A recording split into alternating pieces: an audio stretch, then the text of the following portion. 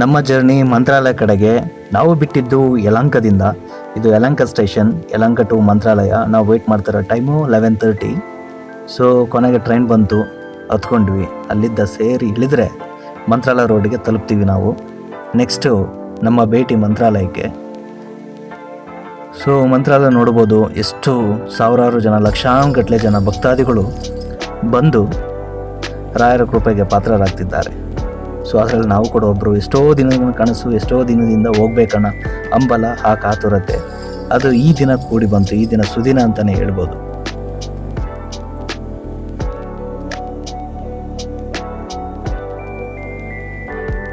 ಇದು ಒಳಗಡೆ ಇರುವಂತಹ ರಾಯರ ದೇವಸ್ಥಾನ ಅಂತ ಹೇಳ್ಬೋದು. ನೆಕ್ಸ್ಟ್ ಹೊರನೋಟ ನೋಡೋದಾದರೆ ಇಲ್ಲಿ ನಮಗೆಲ್ಲ ಕಾಣ್ತಾ ಇದೆ ಮಂಜಲಮ್ಮ ದೇವಸ್ಥಾನ, ಹಾಗೆ ಇಲ್ಲಿ ರಾಯರ ಮೇನ್ ನೋಟ. ನೆಕ್ಸ್ಟು ನಾವೇನಾದರೂ ರೂಮ್ ಬುಕ್ ಮಾಡಬೇಕಂತ ಅನ್ಕೊಂಡಿದ್ರೆ CRO ಆಫೀಸಲ್ಲಿ ಬರ್ಬೋದು. ಇದು ಆಫ್ಲೈನ್ ಕೂಡ ರೂಮ್ ಸಿಗುತ್ತೆ. ನಾವು ಬಂದಿಲ್ಲ, ½ ಅವರ್ ವೆಯ್ಟ್ ಮಾಡಿದ್ವಿ. ಅದಾದಮೇಲೆ ನೆಕ್ಸ್ಟು ನಮಗೆ ರೂಮ್ ಸಿಕ್ಕಿದ್ದು. ಸೊ ಇಲ್ಲಿ ಬಂದು ಕೌಂಟ್ರಲ್ಲಿ ಕೇಳಿದರೆ ಒಂದು ½ ಅವರ್ ವೆಯ್ಟ್ ಮಾಡಿಸ್ತಾರೆ. ಅದಾದಮೇಲೆ ರೂಮ್ ಕೊಡ್ತಾರೆ. ಅಡ್ವಾನ್ಸ್ ಬುಕ್ಕಿಂಗ್ ಅಥವಾ ಆನ್ಲೈನ್ ಬುಕ್ಕಿಂಗ್ ಇಂತೂ ಬೆಟರು. ಆನ್ಲೈನ್ ಬುಕ್ಕಿಂಗ್ ಸಿಗದೇ ಇದ್ದರೆ ಆಫ್ಲೈನ್ ಎಲ್ಲರೂ ಹೊರಗಡೆ ಹೋದರೆ ತುಂಬ ಖರ್ಚಿರುತ್ತೆ. 2,000 3,000 ಗಟ್ಟಲೆ ಕೇಳ್ತಾರೆ. ಬಟ್ ಇದು ಬೆಸ್ಟ್ 600 ನಮಗೆ ಸಿಗೋಂಥದ್ದು. ಸೊ ಒಳಗಡೆ ರೂಮಿನ ನೋಟ ನೋಡ್ಬೋದು, ಸಖತ್ತಾಗಿದೆ, ಸಖತ್ ಸ್ಪೇಷಿಯಸ್ ಆಗಿದೆ. 5ರಿಂದ 4 ಜನ ಇರ್ಬೋದು ಆರಾಮ್ಸಾಗಿ. ಸೊ ನಮ್ಮ ರೂಮಿಂದು ನೋಡೋದಾದರೆ ನಮಗೆ 127 ರೂಮ್ ಸಿಕ್ಕಿತ್ತು. ಮೂಲರಾಮ ಅಂತೇಳಿ ಇದ್ರ ಹೆಸರು. ಹಿಂಗೆ ಹೋಗ್ತಾ ಇದ್ದರೆ ಸಖತ್ ಚೆನ್ನಾಗಿದೆ. ಸೊ ಇದು ನಮ್ಮದು ಬಂದು ಗ್ರೌಂಡ್ ಫ್ಲೋರಲ್ಲಿ ಇದ್ದಿದ್ದು. ಈ ಬೆಡ್ ತುಂಬ ಸ್ಪೇಷಿಯಸ್ ಇದೆ. 4ರಿಂದ 5 ಜನ ಇರ್ಬೋದು. ನೆಕ್ಸ್ಟ್ ನಮ್ಮ ಜರ್ನಿ ಪಂಚಮುಖಿ ದೇವಸ್ಥಾನ. ಸೊ ಹೋಗುವ ಹಾದಿಯಲ್ಲಿ ಅಭಯ ಆಂಜನೇಯ ದೇವಸ್ಥಾನ ದರ್ಶನ ಪಡೆದ್ವಿ. ಇಷ್ಟು ದೊಡ್ಡದಿದೆ ಮೂರ್ತಿ ನೋಡ್ಬೋದು. ಇದರ ಆಪೋಸಿಟ್ ಹಾಗೆ ರಾಮನ ಮೂರ್ತಿ ಕೂಡ ಆಗ್ತಾ ಇದೆ. ಇನ್ನು ಕೆಲವೇ ದಿನಗಳಲ್ಲಿ ಅಥವಾ ಕೆಲವೇ ತಿಂಗಳಲ್ಲಿ ರಾಮನ ಮೂರ್ತಿ ಕೂಡ ಉದ್ಘಾಟನೆ ಆಗುತ್ತೆ. ಎಷ್ಟು ಉದ್ದ ಇದೆ ನೋಡಿ, ಏನು ಸಖತ್ತಾಗಿ ಕಾಣ್ತಾ ಇದ್ದಾರೆ ಆಂಜನೇಯ ದೇವರು.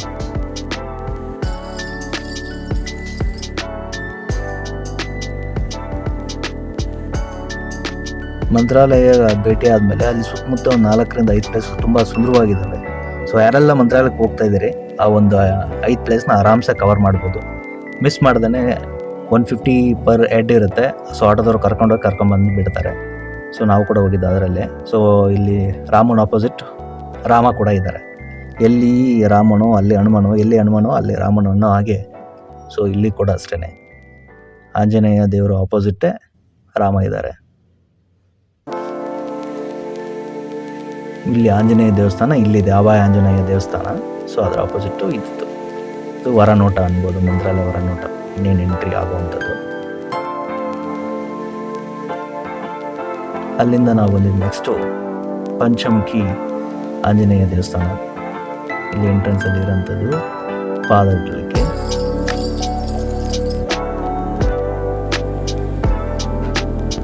ತುಂಬ ಜನ ಇದ್ದಾರೆ, ತುಂಬ ಭಕ್ತಾದಿಗಳು ದಿನ ಬಂದು ಭೇಟಿ ಆಗ್ತಿದ್ದಾರೆ. ವಂಡರ್ಫುಲ್ ದೇವಸ್ಥಾನ ಅಂತಲೇ ಹೇಳ್ಬೋದು.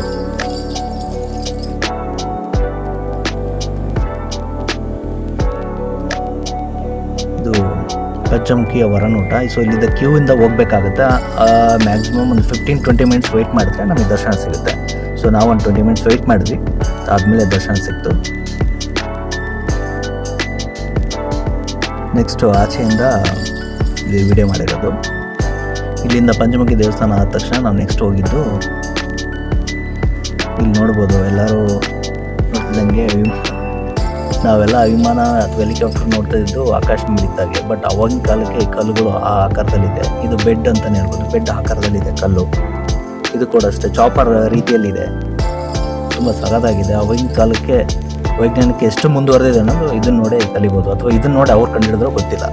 ಬಟ್ ನೋಡೋಕೆ ಮಾತ್ರ ಸಾಕಾಗಿದೆ. ಇದು ಒಂದು ಲಕ್ಷ್ಮೀ ದೇವಸ್ಥಾನ. ಅಲ್ಲೇ ಪಂಚಮುಖಿ ದೇವಸ್ಥಾನ ಆದಮೇಲೆ ನೆಕ್ಸ್ಟ್ ಪ್ಲೇಸಿಗೆ ಬಂದಾಗ ಸೊ ಅಲ್ಲೇ ಪಕ್ಕದಲ್ಲಿ ಇರೋಂಥದ್ದು. ನೆಕ್ಸ್ಟ್ ನಾವು ಬಂದಿದ್ದು ಪಣವ್ರ ಮನೆಗೆ. ಸೊ ರಾಘವೇಂದ್ರ ಸ್ವಾಮಿಗಳು ಇಲ್ಲಿ 13ರಿಂದ 14 ವರ್ಷ ಈ ಮನೇಲಿ ಇದ್ದರು ಅಂತೆ. ಸೊ ಹಾಗಾಗಿ ಇಲ್ಲಿ ಪ್ರತಿಯೊಂದು ಜನ್ಮ ಇದೆ. ರಾಘವೇಂದ್ರ ಸ್ವಾಮಿಗಳು ಜನ್ಮ ತಳೆದು ಅವರು ಅದಾದಮೇಲೆ ಅವರು ಕಲಿತಿದ್ದು, ಮದುವೆ ಆಗಿದ್ದು, ಆಮೇಲೆ ರಾಘವೇಂದ್ರ ಸ್ವಾಮಿಗಳು ಆಗಿದ್ದು. ಸೊ ಪ್ರತಿಯೊಂದು ಫೋಟೋದಲ್ಲಿ ವಿವರಣೆ ಮಾಡಿದೆ. ಟೈಮ್ ಇದ್ದವರು ಫ್ಯಾಮಿಲಿ ಸಮೇತ ಬಂದಾಗ ಆ ಫೋಟೋ ಮುಖಾಂತರ ನೋಡಿದ್ರೆ ಸಾಕು ರಾಘವೇಂದ್ರ ಸ್ವಾಮಿಯವರ ಚರಿತ್ರೆ ತಿಳ್ಕೊಬೋದು ನಾವು. ಅಪ್ಪಣ್ಣಾಚಾರ್ಯರ ಮನೆ ಇದು ಇವತ್ತಿಗೂ ಜೀವಂತವಾಗಿಟ್ಟಿದ್ದಾರೆ. ಸೊ ನಮ್ಮ ಒಂದು ಹಿಂದೂ ಸಂಸ್ಕೃತಿ ಎಷ್ಟು ಮುಂದುವರೆದಿದೆ, ಎಷ್ಟು ಉಳಿದಿದೆ ಅನ್ನೋಕ್ಕೆ ಇದೊಂದು ಸಾಕ್ಷಿ. ನೆಕ್ಸ್ಟ್ ನಾವು ಅಲ್ಲಿಂದ ಬಂದಿದ್ದು ಮೂಲರಾಮನ ದೇವಸ್ಥಾನ. ಇಲ್ಲಿ ನೋಡ್ಬೋದು ಮೂಲರಾಮನ ದೇವಸ್ಥಾನ ಅಂದರೆ ಆವಾಗಿನ ಕಾಲಕ್ಕೆ ಇತಿಹಾಸ ಪ್ರಕಾರ ಮೂಲರಾಮ ಎಲ್ಲಿಂದ ಬಂತು, ಹೇಗೆ ಬಂತು ಅನ್ನೋದ್ರ ಬಗ್ಗೆ ತುಂಬ ಚರಿತ್ರೆ ಇದೆ. ಅದು ಇನ್ನೊಂದು ವಿಡಿಯೋದಲ್ಲಿ ಹೇಳ್ತೀನಿ. ಬಟ್ ಮೂಲರಾಮನ ದೇವಸ್ಥಾನ ಸಖತ್ತಾಗಿದೆ. ಅದನ್ನು ಫಸ್ಟು ಪೂಜೆ ಮಾಡಿದ್ದು ಶಿವ ಅಂತಾರೆ, ಅದಾದಮೇಲೆ ವಿಷ್ಣು ಅಂತಾರೆ, ಅದಾದಮೇಲೆ ನೆಕ್ಸ್ಟ್ ಭೂಲೋಕದಲ್ಲಿ ಬಂತು, ಭೂಲೋಕದಿಂದ ಅದು ರಾಯರಿಗೆ ಬಂತು ಅಂತ ಹೇಳ್ತಾರೆ. ಸೊ ಅದ್ರ ಬಗ್ಗೆ ಇನ್ ಡೀಟೇಲ್ ವೀಡಿಯೋ ನಾನು ನೆಕ್ಸ್ಟ್ ವೀಡಿಯೋದಲ್ಲಿ ಮಾಡ್ತೀನಿ. ಆದಮೇಲೆ ನೆಕ್ಸ್ಟ್ ನಾವು ಬಂದಿದ್ದು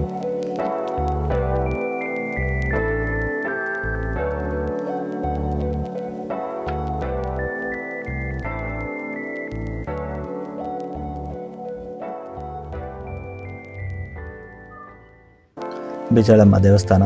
ಇದು ಪ್ರದಕ್ಷಿಣೆ ಆಗುವಾಗ ಸೊ ಇದ್ರದ್ದು ವಿಶೇಷ ಬಂದು ನೋಡಿ, ಬಿಚಾಳಮ್ಮ ದೇವಿ ದೇವಸ್ಥಾನ. ಈ ದೇವಸ್ಥಾನ ಬಾಳೆಹಣ್ಣು ಮತ್ತು ಬೆಲ್ಲದಿಂದ ಕಟ್ಟಲಾಗಿದೆ ಅಂತೆ. ಎಷ್ಟು ಪ್ರಸಿದ್ಧ ಅಲ್ಲ, ಎಷ್ಟು ಚಂದ. ಬಿಚ್ಚಲಮ್ಮ ದೇವಸ್ಥಾನ ಇದು ಹೊರನೋಟ, ತುಂಬ ಸಖತ್ತಾಗಿದೆ. ನೋಡಲ್ಲ ಎರಡು ಕಣ್ಣು ಸಾಲದು ಅಂತಾನೆ ಹೇಳ್ಬೋದು, ಅಷ್ಟು ಸುಂದರವಾಗಿ ಕಟ್ಟಿದ್ದಾರೆ.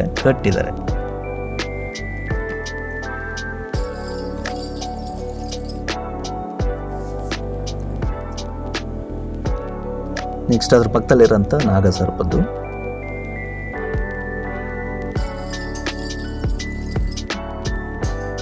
ಇಲ್ಲಿ ರಾಯರು ವಿದ್ಯಾಭ್ಯಾಸ ಪಡೆದಿದ್ದು. ನೆಕ್ಸ್ಟು ರಾಯರು ಇಲ್ಲೇ ಹುಟ್ಟಿ ಬೆಳೆದದ್ದು. ಆಮೇಲೆ ಅಪ್ಪಣ್ಣಾಚಾರ್ಯರ ವಂಶಸ್ಥರು ಅವರು ಹೇಳ್ಕೊಟ್ರಂಥ ಇದರಲ್ಲಿ ಬಂದಿರುವಂಥದ್ದು. ಆಮೇಲೆ ರಾಯರು ಬಳಸ್ತಿರುವ ಒಳಕಲ್ಲು ಅಂತ ಇದೆ. ರಾಯರು ಸ್ವತಃ ಅವರೇ ಬಳಸಿರೋಂಥ ಒಳಕಲ್ಲು. ಈ ಒಳಕಲ್ಲು ಎಷ್ಟು ಪುಣ್ಯ ಮಾಡಿದೆ ನೋಡಿ, ರಾಯರು ಊಟ ಬಡಿಸಿದೆ. ಇದು ನೈಟು ನೋಡುವಂಥ ದೃಶ್ಯ ಆಗಿರ್ಬೋದು. ನಾವು ಇಲ್ಲಿ 2 ದಿನ ಸ್ಟೇ ಆಗಿದ್ವಿ. ನೈಟು ಕೂಡ ಸಖತ್ತಾಗಿದೆ, ಬೆಳಗ್ಗೆನೂ ಕೂಡ ಸಖತ್ತಾಗಿದೆ. ನಾವು ಬಂದಿದ್ದು ಮಧ್ಯಾಹ್ನ ದರ್ಶನ ತೊಗೊಂಡು ಸಾಯಂಕಾಲ ದರ್ಶನ ತೊಗೊಂಡ್ವಿ. ಅದಾದಮೇಲೆ ತಿರುಗಿ ದಿನವೂ ನಾವು ಹೋಗಿ ದರ್ಶನ ತೊಗೊಂಡ್ವಿ. ಅದರದ್ದು ಕೂಡ ಮುಂದೆ ಇದೆ. ಸಾಯಂಕಾಲ ಹೊರನೋಟ ನೋಡೋಕ್ಕೆ 2 ಕಣ್ಣು ಸಾಲದು, ಅಷ್ಟು ಸುಂದರವಾಗಿದೆ, ಅಷ್ಟು ಸಖತ್ತಾಗಿದೆ.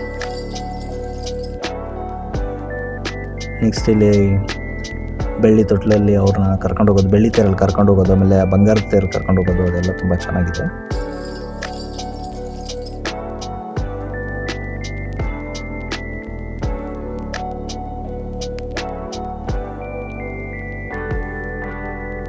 ನೋಡ್ಬೋದು ಬೆಳ್ಳಿ ತೇರಲ್ಲಿ ಬರ್ತಾ ಇದ್ದಾರೆ ನಮ್ಮ ರಾಯರು ಅಂತ ಹೇಳ್ಬೋದು.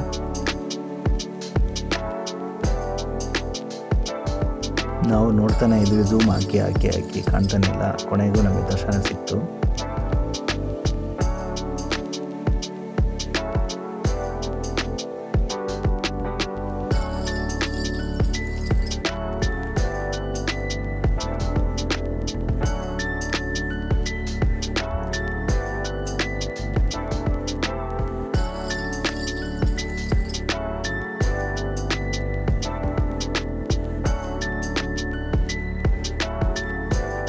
ನೋಡ್ಬೋದು ಎಷ್ಟು ಹತ್ತಿರದಿಂದ ನಮಗೆ ಕಾಣ್ತಾ ಇದೆ ದರ್ಶನ.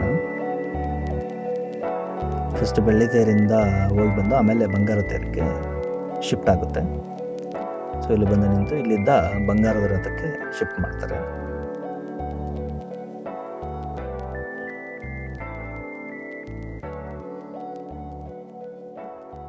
ನೋಡ್ಬೋದು ಗುರುಗಳು ಬಂದು ಪೂಜೆ ಮಾಡಿ ಹೋದ್ಮೇಲೆ ನೆಕ್ಸ್ಟು ತೇರು ಮುಂದ್ಗಡೆ ಹೋಗುತ್ತೆ.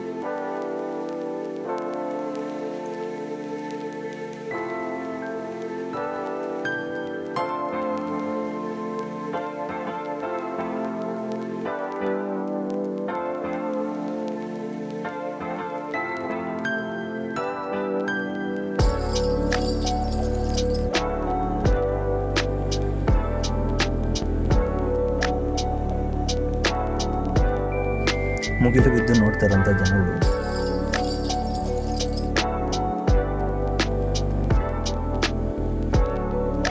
ಇವತ್ತೇನಾಗಿದೆ ಅಂದರೆ ಲೈವ್ ದರ್ಶನ ಪಡೆಯೋ ಬದಲು ಮೊಬೈಲೇ ದರ್ಶನ ಮಾಡ್ತಾ ಇದ್ದಾರೆ. ನಾವು ಅದನ್ನೇ ಮಾಡೋದಂತ ಹೇಳ್ಬೇಡಿ. ನಾವು ವಿಡಿಯೋ ಮಾಡೋಣ ಅಂತೇಳಿ ಮಾಡಿದ್ವಿ, ದರ್ಶನವನ್ನು ತೊಗೊಂಡ್ವಿ. ಅದಕ್ಕೋಸ್ಕರ 2 days ನಾವು ಸ್ಟೇ ಆಗಿದ್ದು.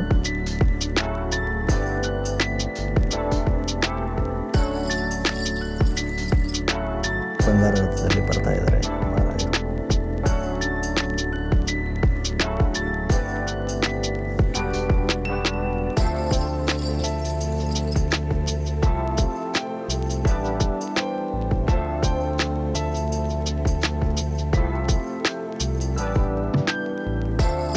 ಕೊನೆಗೂ ದರ್ಶನ ಸಿಕ್ಕೇ ಬಿಟ್ಟು, ಹಾಗೂ ನಿಮಗೂ ಕೂಡ ಸಿಕ್ಕಿದೆ ಅಂತ ಅನ್ಕೊತೀನಿ. ಕಾಣ್ತಾ ಇದೆ ಅಲ್ವಾ, ಎಷ್ಟು ಚಂದ ಕಾಣ್ತಾ ಇದೆ, ತುಂಬ ಮುದ್ದಾಗಿದೆ.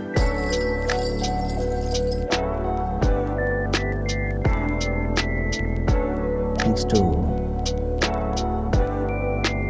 ರಾಯರನ್ನ ತೂಗ್ತಾ ಇದ್ದಾರೆ.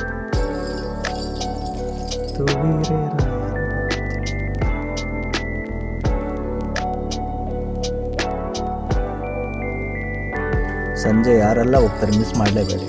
ತುಂಬ ಅದ್ಭುತವಾದಂಥ ದೃಶ್ಯ ಅಂತಲೇ ಹೇಳ್ಬೋದು. ರಾಯರನ್ನ ತೊಟ್ಲು ತೂಗೋದಿರ್ಬೋದು, ಹೊರಗಡೆ ನೋಟ ಒಳನೋಟ ಇರ್ಬೋದು, ಬೆಳ್ಳಿ ರಥೋತ್ಸವ ಮತ್ತು ಬಂಗಾರದ ರಥೋತ್ಸವ ತುಂಬ ಸಖತ್ತಾಗಿದೆ. ಸೊ ಯಾರೆಲ್ಲ ಹೋಗ್ತಾರೆ, ರಾಯರ ಪೂರ್ತಿ ದರ್ಶನ ಬೇಕಂದರೆ ಉಳ್ಕೊಂಡು ಬರಬೇಕಂತ ಹೇಳ್ತಾರೆ ಹಿರಿಯರೆಲ್ಲರೂ. ಸೊ ಅಲ್ಲಿ ಹೋಗಿ ಉಳ್ಕೊಳಕ್ಕೆ ಇಲ್ಲದೆ ಇರೋರು ಪಾಪ ಇಲ್ಲೇ ರಾತ್ರಿ ವಸತಿ ತೊಗೊಂಡಿದ್ದಾರೆ ಅಂತ ಹೇಳ್ಬೋದು. ಸೊ ಉಳ್ಕೊಳಕ್ಕಾಗ ಅನುಕೂಲ ಇರೋರು ರೂಮಲ್ಲಿ ಉಳ್ಕೋಬೋದು. ಸೊ ಕಡಿಮೆ ಅಂತ ಹೇಳಿದ್ರೆ 600 ರೂಪಾಯಿ ರೂಮ್ಸ್ಗಳು ಸಿಗ್ತವೆ. CRO ಆಫೀಸು ಎಂಟ್ರಿ ಬಂದ ತಕ್ಷಣ ರೈಟ್ ಸೈಡಲ್ಲೇ ನಿಮಗೆ ಸಿಗುತ್ತೆ CRO ಆಫೀಸ್ ಅಂತೇಳಿ. ಅಲ್ಲಿ ನೀವು ಸ್ಟೇ ಆಗ್ಬೋದು. ಒಂದು 1/2 hour 3/4 ಗಂಟೆ ವೆಯ್ಟ್ ಮಾಡಿಸ್ತಾರೆ. ರೂಮ್ಗಳಂತೂ ಖಚಿತವಾಗಿ ಸಿಗ್ತವೆ. ಸೊ ನಮಗೂ ಒಂದು 1/2 hour ವೆಯ್ಟ್ ಮಾಡಿಸಿದ್ಮೇಲೆ ಸಿಕ್ತು ರೂಮು. ಸೊ ಆಗದೆ ಇರೋರು ಇಲ್ಲಿ ಕೂಡ ಉಳ್ಕೊತೇವೆ. ರಾಯನ ದರ್ಶನ ಪಡಬೇಕಂತೇಳಿ ಇವತ್ತು ಸಾಯಂಕಾಲ ಅಥವಾ ರಾತ್ರಿ ಬಂದುಬಿಟ್ಟು ಇಲ್ಲೇ ಮಲ್ಕೊಂಡು ಬೆಳಗ್ಗೆ ಎದ್ದ ತಕ್ಷಣ ತುಂಗಭದ್ರಾ ನದಿಯಲ್ಲಿ ಸ್ನಾನ ಮಾಡಿಕೊಂಡು ಬೆಳಗ್ಗೆ ಹೋಗಿ ಬರ್ತಾರೆ. ನಾವು ಬೆಳಗ್ಗೆ ಎದ್ದು ರೂಮಿಂದ ಬಂದು ಫ್ರೆಶ್ ಅಪ್ ಆಗಿ 4:15ಗೆ ನದಿ ಹತ್ರ ಬಂದು ದೀಪ ಹಚ್ಚಿಬಿಟ್ರೆ ಇಷ್ಟೇ ನಮ್ಮ ಏನೇನು ಹರಕೆಗಳು ಇದ್ದಾವೆ ಇವೆಲ್ಲ ಈಡೇರ್ತವಂತೆ, ಬಯಕೆಗಳು. ಸೊ ಹಾಗಾಗಿ ನಾವು ಕೂಡ ದೀಪ ಹಚ್ಚಿ ನೀರಲ್ಲಿ ಗಂಗಾ ಮಾತೆಗೆ ಅರ್ಪಿಸಿದ್ವಿ.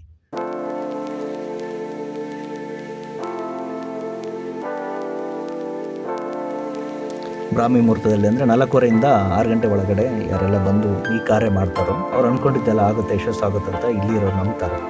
ಸೊ ಹಾಗಾಗಿ ನಾವು ಕೂಡ ಗಂಗೆ ಮಾತೆಗೆ ಕೈ ಮುಗಿದು ನಮ್ಮದೇನಿದೆ ನಾವು ಬೇಡ್ಕೊಂಡ್ವಿ. ಸೊ ನೆಕ್ಸ್ಟ್ ನಾವು ಅರ್ಲಿ ಮಾರ್ನಿಂಗ್ ಇನ್ನೂ ಗೇಟ್ ಓಪನ್ ಆಗಲಿಲ್ಲ. ಹಾಗಾಗಿ ಸ್ವಲ್ಪ ಹೊತ್ತು ವೆಯ್ಟ್ ಮಾಡಿ ಆದಮೇಲೆ ನೆಕ್ಸ್ಟು ರಾಯರ ದರ್ಶನ ಮಾಡಿದ್ವಿ ನಾವು. ಸೊ ಬೆಳಗ್ಗೆ ಬೇಗನೆ ದರ್ಶನ ಆಗುತ್ತೆ, ಜನ ಇರಲ್ಲ, ಕ್ಯೂ ಇರಲ್ಲ, ಫುಲ್ ಖಾಲಿ ಇರುತ್ತೆ, ಅಷ್ಟೊಂದು ರಶ್ ಇರಲ್ಲ. ಗುರುವಾರ ಭಾನುವಾರ ಬಿಟ್ಟು ಬೇರೆ ಯಾವ ದಿನ ಬಂದರೂ ನಿಮಗೆ ಫ್ರೀಯಾಗಿ ಕಡಿಮೆ ಟೈಮಲ್ಲಿ ರಾಯರ ದರ್ಶನ ಸಿಗುತ್ತೆ ಅಂತ ಹೇಳ್ಬೋದು.